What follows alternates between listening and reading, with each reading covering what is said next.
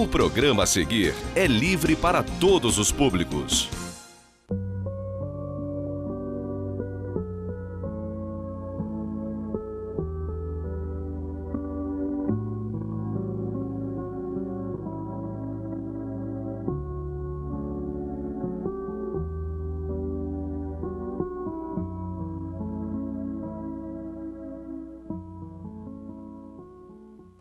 Queridos irmãos, estamos iniciando o programa Atualidade Espírita desta semana. Este programa é uma realização do 8º Conselho Espírita de Unificação, que agrega 15 casas espíritas em Nova Friburgo e tem por finalidade divulgar a doutrina espírita codificada por Allan Kardec, levando consolo e esclarecimento a todos aqueles que nos assistem. Nosso convidado de hoje é o nosso querido irmão, Dr. José Henrique Rubim de Carvalho. Dr. José Henrique é orador espírita nacional e internacionalmente, mas principalmente presidente da AME, a nossa querida Associação Médico Espírita de Nova Friburgo, e está nos trazendo o tema A Personalidade Integral. Dr. José Henrique, seja bem-vindo mais uma vez aqui com a sua colaboração mensal à divulgação da doutrina espírita aqui em nossa cidade e região. Muito obrigado, muita gratidão de aqui estar representando a Associação Médico Espírita de Nova Friburgo e poder falar da doutrina espírita, a doutrina consoladora, como Jesus apregoou, o Consolador prometido. Então, estar aqui é uma oportunidade ímpar e que só nós temos que agradecer. Doutor José Henrique, esse tema, personalidade integral, a consciência ou o eu é o centro do ser, a própria essência da personalidade e a consciência espiritual? É muito boa essa pergunta para nós fazermos uma distinção de como a doutrina nos prega, como é que ela nos mostra, para traçarmos diante da ciência humana, propriamente a psicologia, essa diferença. Nós temos que entender basicamente que a consciência ela é total. Ou seja, ela é do espírito, a consciência espiritual, e ela se manifesta nas suas camadas até chegar ao corpo. Ou seja, no corpo vai ter a expressão da consciência que é espiritual. Pois, afinal, não é o corpo que vai formar a consciência, é a consciência que vai atuar no corpo. E quem atua? É o espírito, na sua totalidade. E o espírito traz ali uma bagagem, experiências inúmeras das nossas reencarnações. Isso tudo fica ali, sepultado, fica guardado, aguardando oportunidades que, inclusive, podem acontecer na existência atual, através de um fenômeno que nós chamamos de associação de ideias.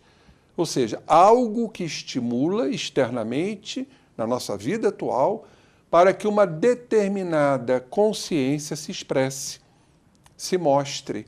É um processo que, digamos, é uma imantação. Agora, a consciência física, na zona física, é uma consciência que a gente chama de orgânica, analítica, cujo centro todos nós conhecemos com o nome de ego. É o centro da consciência. Pois é o ego que vai definir, examinar, concluir, ou seja, a razão, a racionalidade. Este mesmo ego, quando trabalhado, ele passa a se ver também internamente. E quem sabe atrair consciências desta e de outras vidas para a sua devida expressão. E que, então, por uma questão didática, nós chamamos de inconsciente. Ou seja, algo que não se manifesta a priori na zona física, na zona cerebral. Agora, quando nós fazemos um trabalho de internalização, ou seja, quando nós mergulhamos no nosso eu verdadeiro, nós vamos então promover uma atração deste inconsciente, que na verdade não é inconsciente, porque o espírito ele não fica inconsciente, apenas fica ali, né, submerso nessas regiões profundas do nosso psiquismo. Então, isso é muito interessante e é fundamental entendermos que a consciência ela é espiritual e que se manifesta na nossa organização física, que nós chamamos de cérebro, que é a organização física, onde está o centro da consciência. As camadas profundas do inconsciente, elas podem ser trazidas à tona pelas experiências do espiritismo e do hipnotismo, doutor Zé Henrique? Perfeitamente. Então, vamos dizer assim, a parte experimental da nossa doutrina, isso vem lá depois da decodificação da doutrina, como nós aprendemos, o que é codificado é escondido, decodificar é discernir, avaliar. Então, após o advento da decodificação da nossa doutrina espírita, vieram inúmeros trabalhos, inúmeras pesquisas realizadas na Sociedade Parisiense de Estudos Psíquicos. E nós devemos à doutrina espírita e ao hipnotismo exatamente o aprofundamento e o esclarecimento dessas questões do inconsciente, das personalidades, principalmente através da mediunidade, que foi um estudo extraordinário. Aliás, a doutrina ela foi trazida através de médiuns em que estavam em uniformidade com todas as informações trazidas em várias partes do planeta, de médiuns, e esse foi o trabalho grandioso e profundo de Allan Kardec. Então, as pesquisas que começaram após, principalmente, elas já existiam antes, mas elas foram aprimoradas após o advento do Consolador Prometido. E o Espiritismo nos trouxe grandes descobertas, grandes pesquisas no campo da mediunidade e o hipnotismo. Vamos citar um exemplo de uma sugestão hipnótica trazendo uma realidade do passado, que é a regressão de memória. Através da hipnose, da indução hipnótica, nós vamos trazer conteúdos, né, do inconsciente, do passado, que nada mais são do que personalidades que nós já experienciamos em outras oportunidades encarnatórias. Doutor Zé Henrique, defina para nós a tríade do psiquismo, que é a consciência, a superconsciência e a inconsciência. Eu acho isso lindíssimo, que isso mostra exatamente o nosso campo de totalidade, que nós chamamos de si próprio, ou self. Então, nós estamos encarnados, nós estamos na consciência material, não esquecendo que a consciência espiritual é uma coisa só, que traz exatamente tudo isso. O espírito é único, mas ele tem as suas manifestações na região cerebral da nossa organização física. Então, a isso chamamos de consciência, ou zona física, ou zona analítica, cognitiva, que raciocina, que discerne, que avalia, que conclui. Então, é a zona cerebral da análise, da cognição, né, que nós chamamos da zona física, onde está a consciência, cujo centro é o ego. Muito claro isso. Vamos lá para a camada mais profunda, que é a zona espiritual, que é o inconsciente, por uma questão didática, mas que também abrange, entra aí a questão da consciência espiritual. Então, é a zona espiritual, quando nós desencarnamos, tudo isso aflora, são as memórias que estão exatamente no inconsciente ou zona espiritual. Intermediando tudo isso, nós temos a superconsciência. A superconsciência seria um avanço da consciência. São as criaturas mais nobres, mais capacitadas, mais espiritualizadas, aquelas que já estão se desapegando dos interesses materiais, do corpo físico, dos prazeres da matéria. Vamos citar aqui um sem número de criaturas que já estão pulsando nesta área da superconsciência, como foi, por exemplo, Castro Alves, com seu turbilhão de rimas, os grandes pintores, os grandes cientistas, os grandes músicos, Ludwig van Beethoven, quando compôs a lindíssima Sonata ao Luar, né? A Quinta Sinfonia, Então são aqueles mais depurados, aqueles mais avançados, aqueles mais espiritualizados. São aqueles que trabalham o campo intuitivo, ou seja, já utilizam a intuição. Já estão como que desprendidos da matéria, já se avizinhando da zona do inconsciente. Aliás, é a zona de transição entre a consciência e o inconsciente, é o superconsciente. Realmente, aqueles que já estão trabalhando mais o sentimento, pouca razão, ou seja, são aqueles que intuitivamente já atuam, já resolvem, já decidem e poderíamos dizer, já até amam naturalmente. Doutor José Henrique, cite para nós uma frase que defina a superconsciência. É uma frase que eu admiro profundamente, Kátia. É uma frase de um grande polímata. Polímata quer dizer um indivíduo com muitas especialidades. Ele foi um polímata bengali da Índia, romancista, poeta, filósofo, que nós conhecemos com o nome de Rabindranath Tagore. Rabindranath Tagore, inclusive, já deu comunicações para o Divaldo Pereira Franco, o grande médium. E ele tem uma frase extraordinária demonstrando esse campo intuitivo desse superconsciente. Ele diz, ao arrancar as pétalas de uma flor, você não colhe a sua beleza. Ou seja, o intuitivo, que tem uma visão de conjunto, uma visão de síntese, uma visão intuitiva, volumétrica, ele não precisa arrancar as pétalas de uma flor, né, para analisá-las. Ele já penetra dentro da flor. Exatamente, são os intuitivos, né? São os grandes artistas e os grandes poetas, onde recebem muitas inspirações do mundo espiritual. Esses são os superconscientes. Superconscientes. Na zona física ou na zona consciente, encontra-se a personalidade. E na zona inconsciente ou espiritual, o que se encontra? Isso é muito belo para nós entendermos, inclusive, a reencarnação. Quando encarnamos, o nosso corpo vai ser formado pelo corpo espiritual. O corpo espiritual é muito interessante porque ele traz as memórias das nossas experiências. Tanto ele vai formatar o corpo físico, como ele vai dar forma ao espírito, mostrando aí o liame de ligação entre o espírito e o corpo.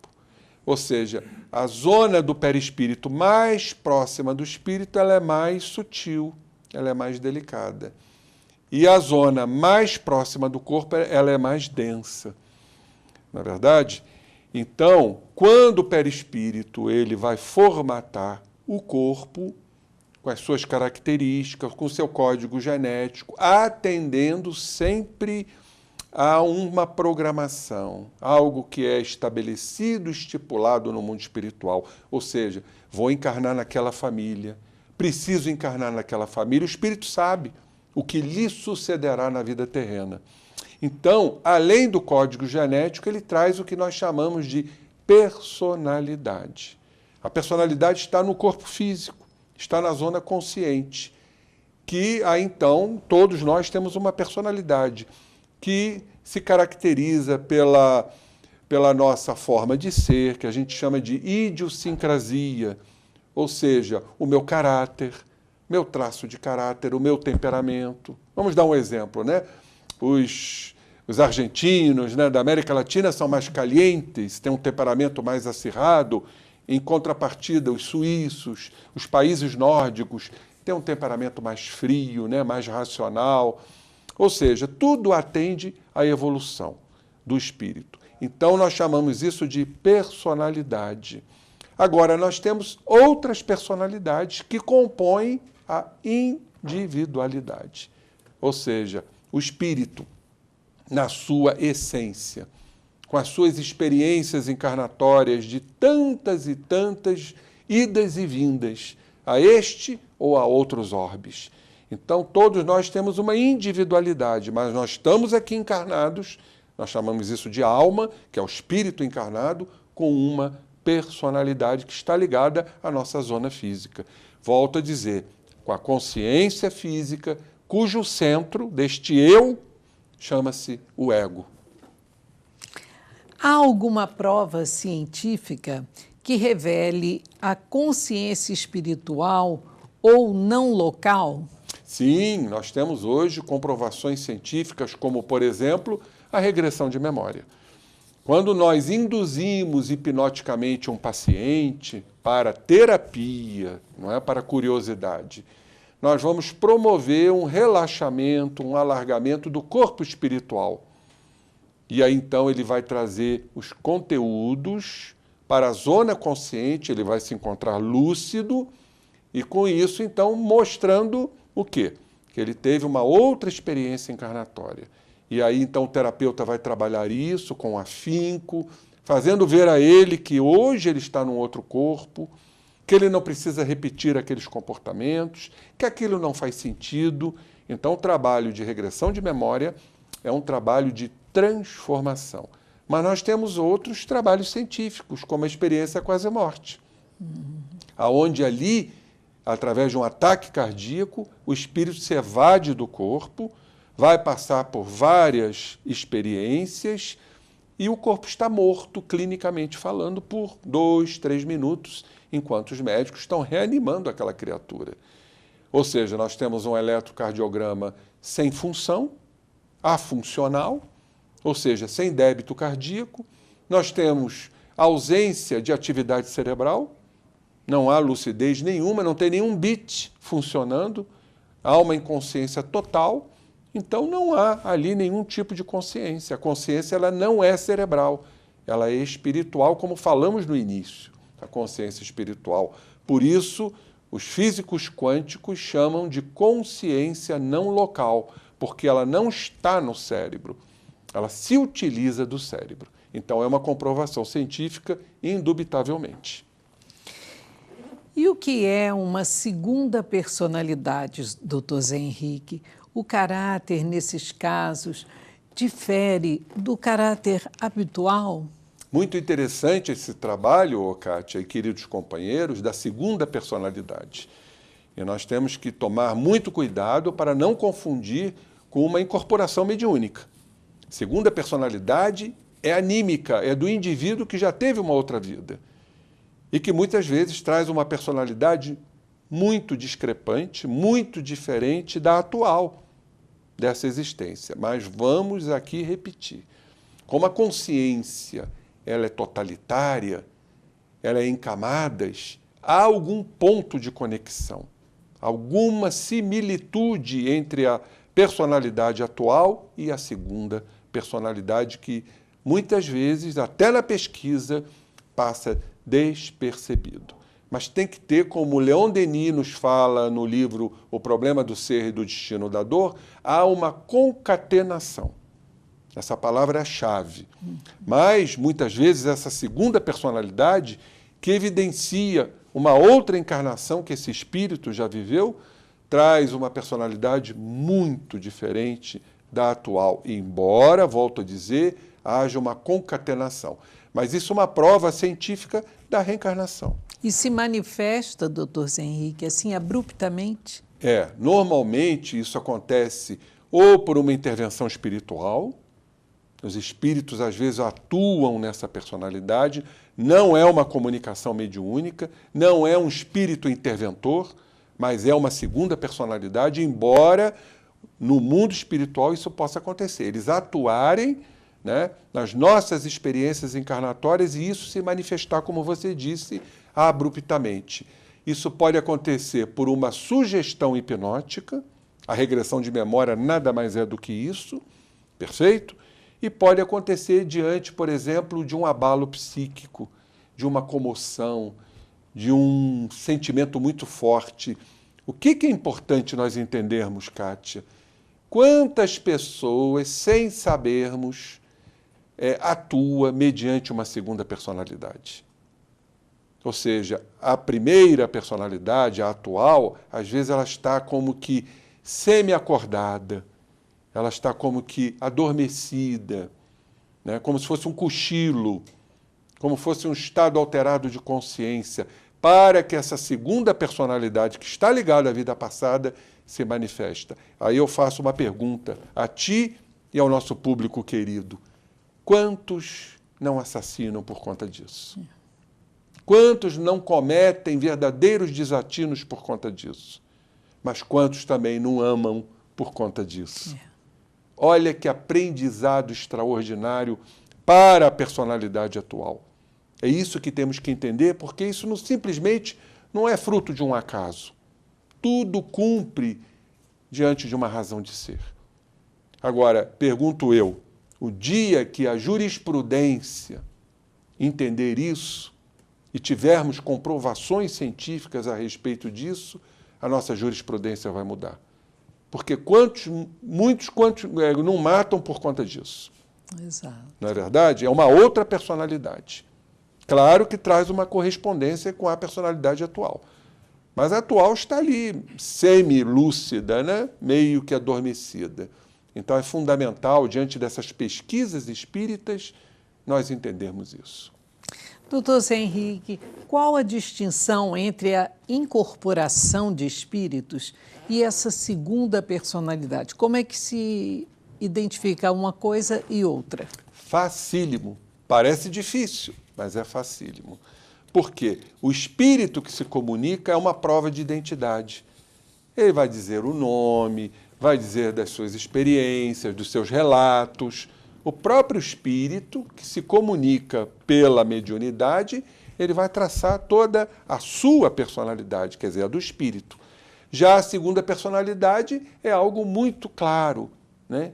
É insofismável, porque vai trazer uma experiência de vida passada, uma segunda personalidade, mediante esse estado de alargamento, de afrouxamento do corpo espiritual, e que não tem nada a ver com uma influência, uma intervenção mediúnica de um espírito. Então, a prova de identidade, a sua vida, as suas experiências, que o próprio espírito vai relatar através da mediunidade. Então, não é difícil, Kátia, fazer uma distinção da incorporação mediúnica de um espírito estranho e de uma segunda personalidade. Doutor Zé Henrique, nós estamos encerrando o primeiro bloco do nosso programa de hoje e, meus queridos irmãos, nós vamos agora a um breve intervalo comercial e retornaremos logo a seguir com o Dr. José Henrique Rubim de Carvalho, presidente da AME, Associação Médico Espírita de Nova Friburgo, com o tema A Personalidade Integral. Até já!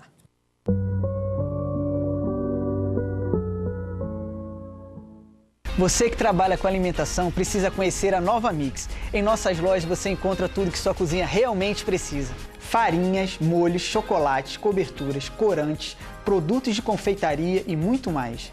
Eu gosto muito da linha de descartáveis. Aqui eu encontro tudo o que eu preciso para os meus bolos e docinhos.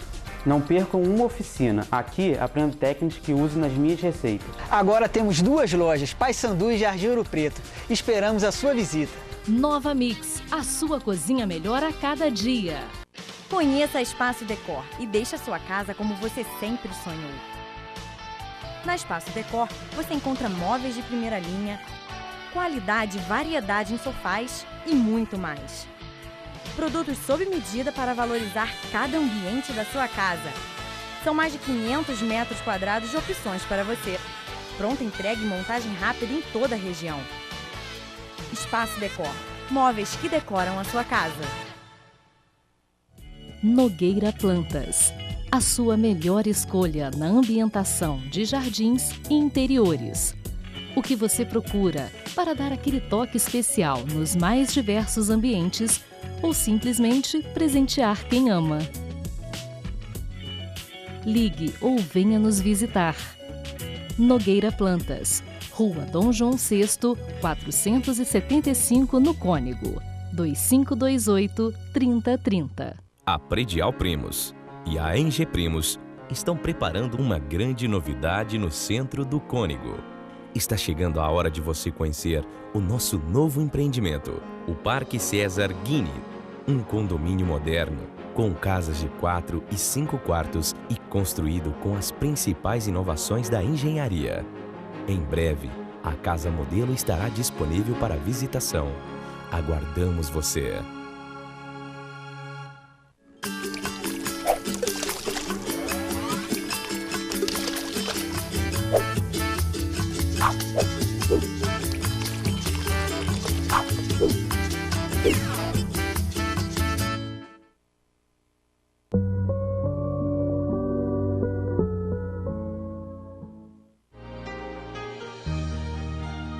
A finalidade da religião é conduzir o homem a Deus. Mas o homem não chega a Deus enquanto não se fizer perfeito. Toda religião, portanto, que não melhorar o homem, não atinge a sua finalidade. Meus irmãos, estamos iniciando o segundo bloco do programa Atualidade Espírita de hoje, recebendo o Dr. José Henrique Rubim de Carvalho. Dr. José Henrique é médico, Dr. José Henrique é presidente da AME, Associação Médico Espírita de Nova Friburgo, e está nos trazendo o tema a personalidade integral. Dr. José Henrique, dando continuidade ao que falávamos no primeiro bloco, eu gostaria que o senhor fizesse para nós a distinção entre incorporação de espíritos, a segunda personalidade e um surto psicótico. É possível essa distinção? É possível, Kátia, mas nem sempre é fácil. Porque, às vezes, essas questões elas se imiscuem, elas se misturam, né? Então, vamos primeiro definir, para depois, então, mostrar que pode haver um conjunto de situações que não são tão infrequentes, como a gente imagina. Então, o que é uma segunda personalidade? Mediante um estímulo, ou mediante de uma sugestão hipnótica, ou mediante uma grande comoção, pode haver ali uma revelação de uma segunda personalidade de uma experiência encarnatória anterior, clara, de uma outra personalidade, mas volto a dizer que traz um certo vínculo, uma certa semelhança ou similitude com a nossa personalidade atual. Com relação à incorporação de espíritos, há uma prova de identidade. Eles afirmam quem eles são, em linhas gerais. Às vezes também não. Também não. Mas, normalmente, eles afirmam ali ser realmente um espírito estranho e não uma segunda personalidade. Com relação ao surto psicótico, o quadro clínico é muito claro. Por quê? O que acontece num surto psicótico que normalmente não acontece numa incorporação espiritual e muito menos numa segunda personalidade? São as chamadas ideias delirantes. Há um delírio, são pessoas que no surto não dizem coisa com coisa, têm alucinações auditivas, visuais, mentais, estados profundamente alterados, como se fosse realmente, né, uma outra personalidade autônoma, né, independente. Há uma alienação muito completa. Agora, há casos, isso é realmente extremamente difícil, teria que haver um acompanhamento muito pormenorizado, de haver uma mistura, uma mesclagem dessas situações. Então, pode haver uma incorporação espiritual que esteja estimulando uma segunda personalidade por uma lei de afinidade. Muitas vezes é um processo intuitivo, que nós chamamos de mediunidade intuitiva, para estimular uma segunda personalidade. E, de repente, é a criatura que traz uma predisposição para uma doença orgânica e mental, como um surto psicótico, uma esquizofrenia, por exemplo.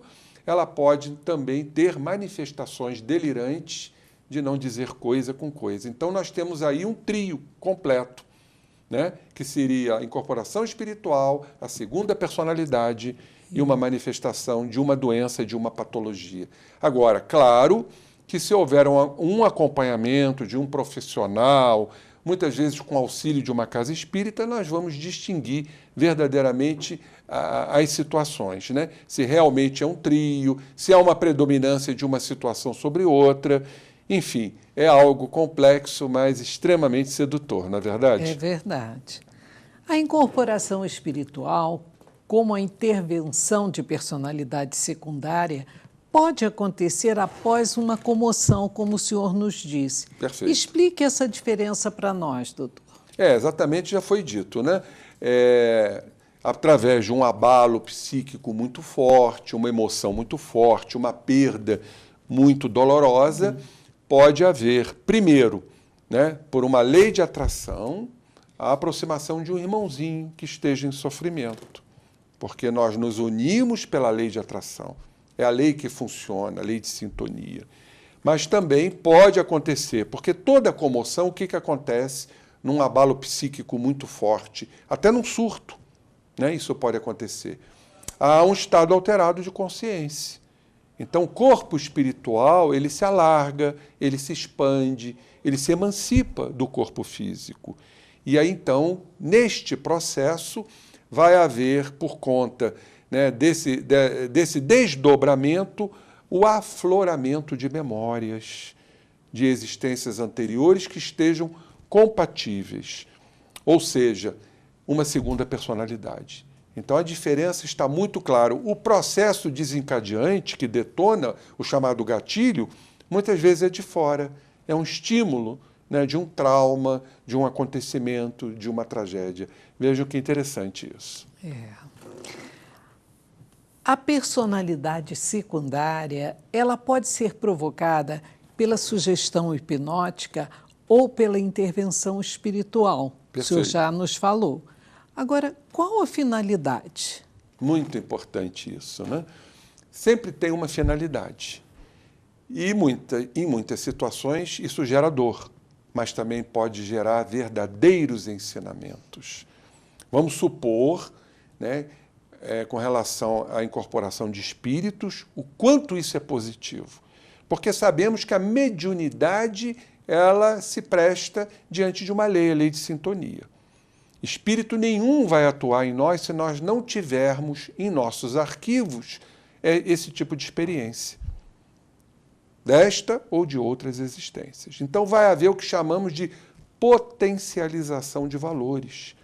E essa potencialização, para o médium, é de extrema importância para o seu autoconhecimento. O que se passa com o espírito, verdadeiramente, é o que se passa com ele. E também a segunda personalidade. Caso seja uma segunda personalidade nefasta, em verdade isso está em mim, está no meu espírito.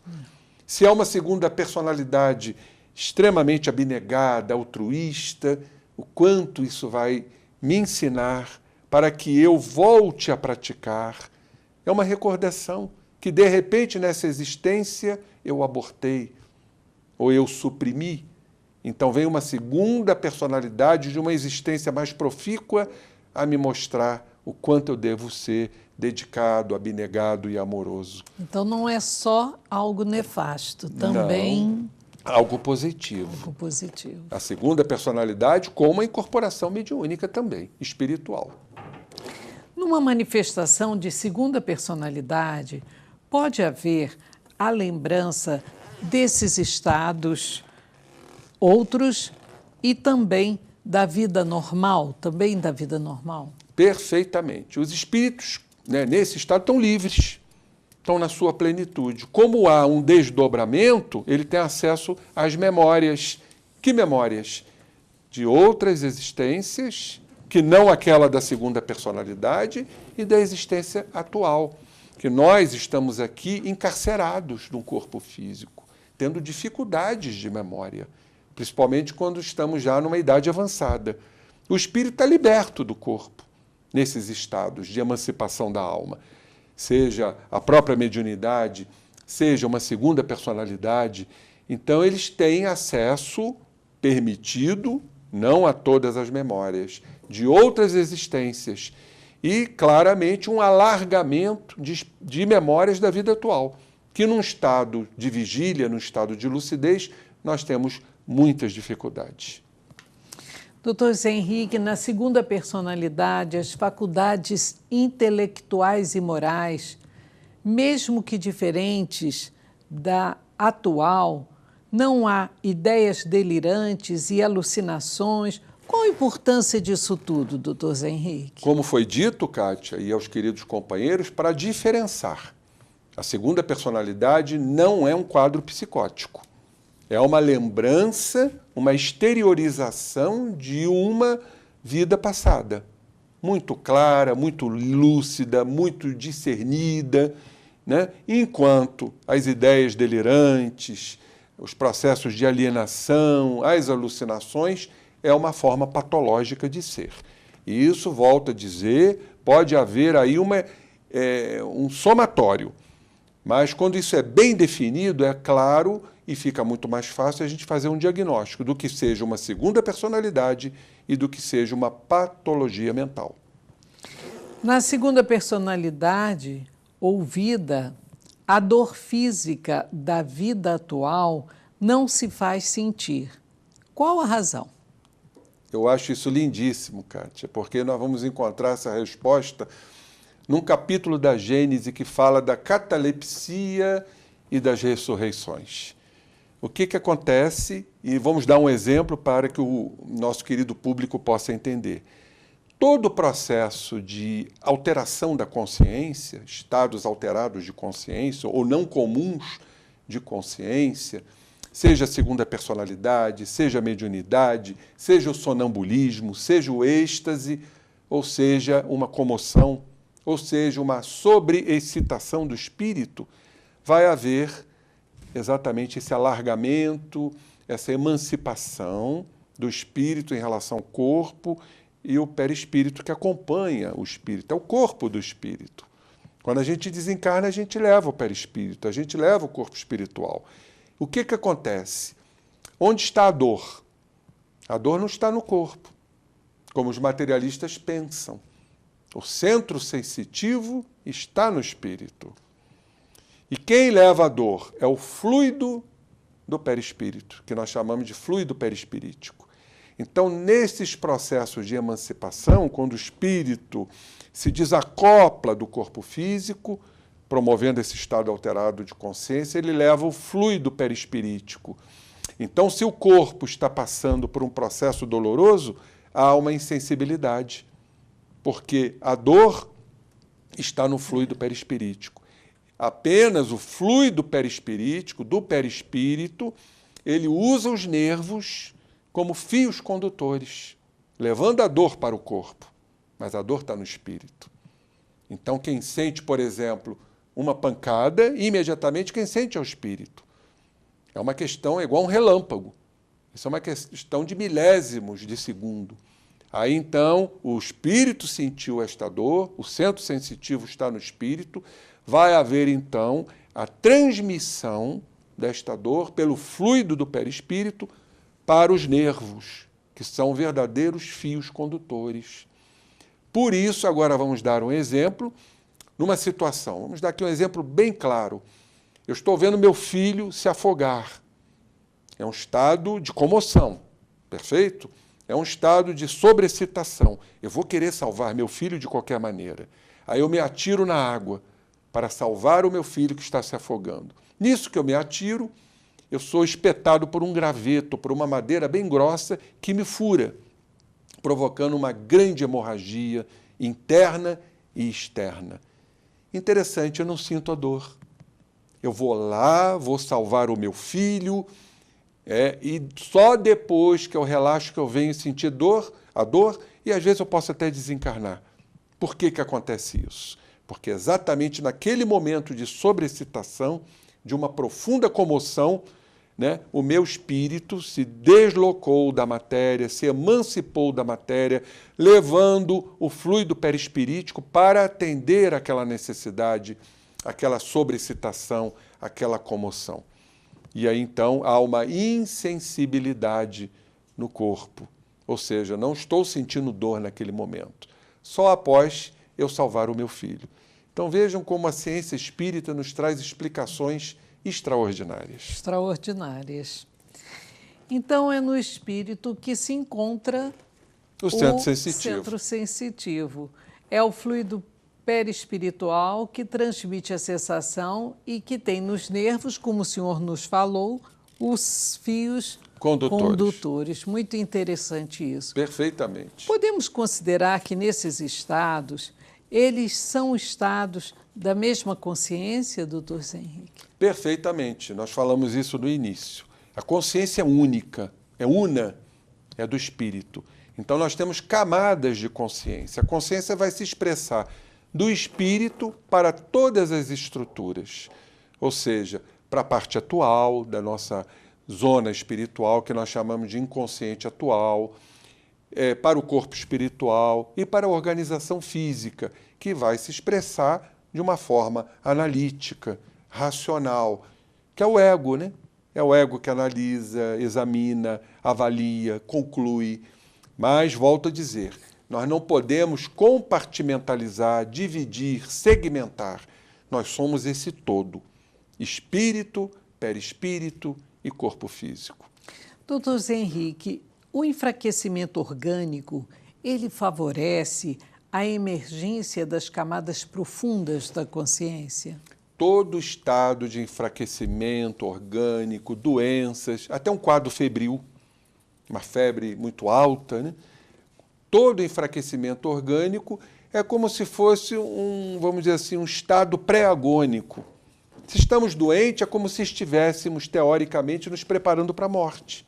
Na verdade, não é a doença que leva à morte, em linhas gerais, se não for um acidente, se não for uma interrupção brusca, a gente desencarna por uma doença. Então, o enfraquecimento vai levar a esse estado, né, de alteração da consciência, emancipação da alma, o fluido perispirítico acompanhando, podendo acontecer o quê?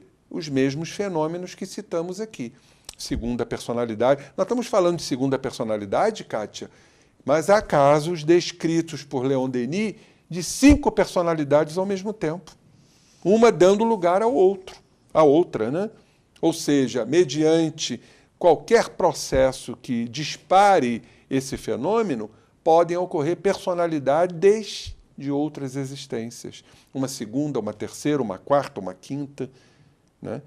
Mostrando exatamente, comprovando que nós somos espíritos reencarnados. Eu gostaria que o senhor, nesses minutinhos finais, doutor Zé Henrique, nos falasse da importância da medicina espiritual, que vai entender tudo isso de uma maneira muito especial, né? Perfeitamente, Kátia. Eu acho que nós estamos agora no limiar, nesta era de descobertas, de pesquisas. A medicina espiritual já está se mostrando. Nós tivemos agora o Medinesp, que foi o Congresso Mundial, onde eu estive presente, eu e o vice da AME, Dr. Vantuil. Muito importante. Lá do Fraternal. Nós dois apresentamos, cada um o seu tema. Tinham lá mais de 140 oradores médicos, lá no Rio Centro, na Barra da Tijuca. Oradores internacionais, uma presença maciça de quase 3.000 pessoas. Então não há mais como fugir, não há mais como recuarmos diante dessas evidências. As faculdades já abrindo as portas.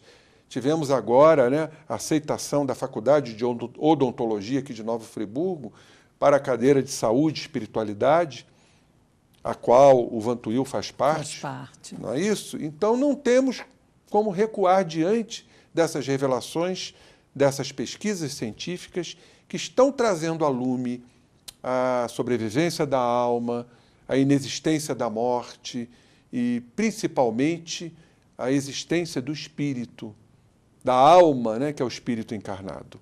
Então, tudo que foi dito hoje nada mais foram do que experiências científicas, pesquisas científicas, que a doutrina espírita, o magnetismo, o hipnotismo nos trouxe. Então, ficamos muito felizes de estarmos aqui encarnados, oportunizando toda essa medicina espiritual. Então, eu só tenho a agradecer.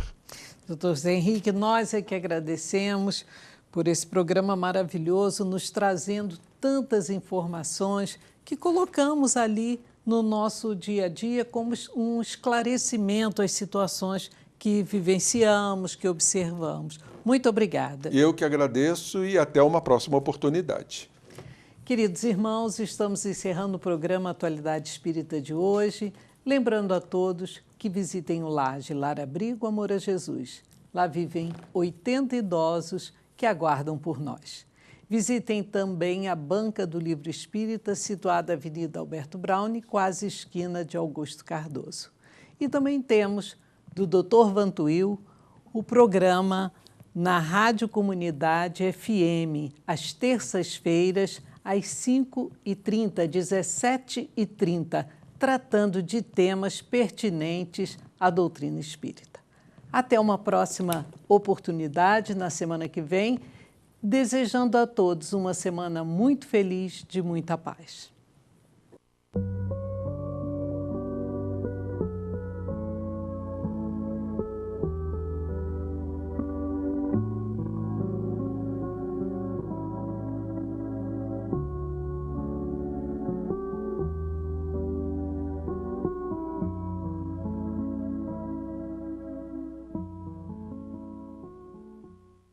Este e outros programas você assiste no aplicativo TV Zoom.